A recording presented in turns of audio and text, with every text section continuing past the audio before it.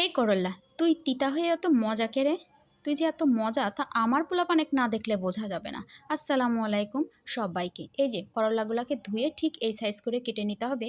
আলুগুলাকেও আমি ঠিক একই সাইজ করে কেটে নিয়েছি, কারণ মাছটাও আমার আজকে এই সাইজের, মানে ছোট মাছ দিয়ে আমি আজকে করল্লার ঝোল করব। এজন্য পেঁয়াজ কাঁচামরিচ আমি কেটে নিয়েছি। এই যে মাছ, পেঁয়াজ কাঁচামরিচ রসুন কুচি দিয়ে দিলাম, 2টা তেজপাতা, আস্ত জিরা, হলুদের গুঁড়া, ধনিয়ার গুঁড়া, তারপরে স্বাদ মতো লবণ, 1 চিমটি লাল মরিচের গুঁড়া আর সরিষার তেল দিয়ে এটাকে মোটামুটি ভালো করে মেখে নিতে হবে। কিন্তু চেপে চেপে মাখা যাবে না, চাপলে করল্লাটা তিতা হয়ে যাবে। আর একদিন আমি একটা মলা মাছের চচ্চড়ি দেখিয়েছিলাম, সেটা আমার দর্শকের খুব পছন্দ হয়েছে। তো ওই ক্ষেত্রে আমি বলেছিলাম যে সবজিটাকে মেখে সবজির পানিতে মাছটা রান্না হবে। করল্লার ক্ষেত্রে পুরোটাই ভিন্ন। একে মাখা যাবে কিন্তু একে চেপে এর থেকে পানি বের করা যাবে না, তাহলে করল্লা তেতো হয়ে যাবে। একে পানি দিয়ে রান্না করতে হবে। তো এই যে আমার মাখামাখি হয়ে গেছে, আমি পানি দিয়ে দিলাম, যে করলাটা সেদ্ধ হবে, প্লাস আমি যে ঝোলটা রাখবো সেই ঝোলটা আবার এর থেকেই থেকে যাবে। তা আমি এখন চুলাতে বসিয়ে ঢাকনা দিয়ে দিলাম। তো বলক এসে গেছে, আমি ঢাকনাটা সরিয়ে এখন নাড়াচাড়া করে নিব।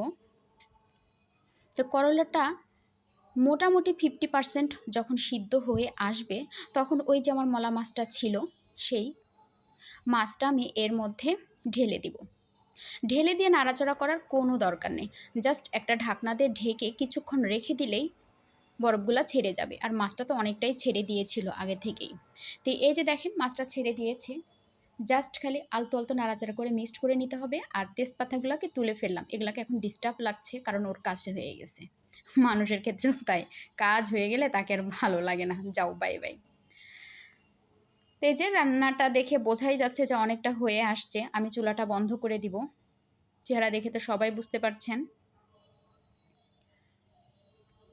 তো এটা আমার বাচ্চা এবং আমার খুবই ভালো লাগে। আমার বাচ্চারা এটা দিয়ে মাশাল্লাহ ভাত খেয়ে নিবে। আমার বাচ্চাদের এত পছন্দ, মানে বুড়ো থেকে বাচ্চা সবাই এটা খুব পছন্দ করে। এই তো চুলাটাকে এখন বন্ধ করে দিব। আপনারা ভালো থাকবেন, বাই।